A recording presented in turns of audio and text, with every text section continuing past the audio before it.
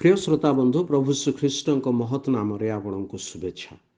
पवित्र बाइबल जौन लिखित सुसमाचार 13 अध्याय 33 पदरे आम यहीपरि पाठ करूँ। वत्सगण मु आउ अल्प समय तुम सांगरे अच्छी, तुम्हें मैंने मोहर अन्वेषण कर आउ जो स्थान को जाऊँगी तुम्हें मैंने से स्थान को जाई पार नाही।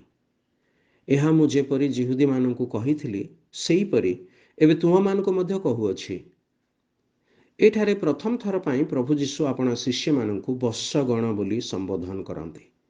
यही संबोधन रे ताहांको प्रेम और चिंता सूचित हुए।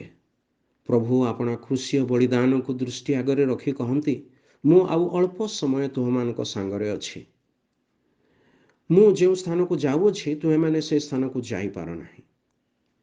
क्रूसर वेदनाजनक यात्रा आरंभ हेबार ही थिला। एथिपाई प्रभु कहती, मु आउ अल्प समय तुम संगरे अच्छी।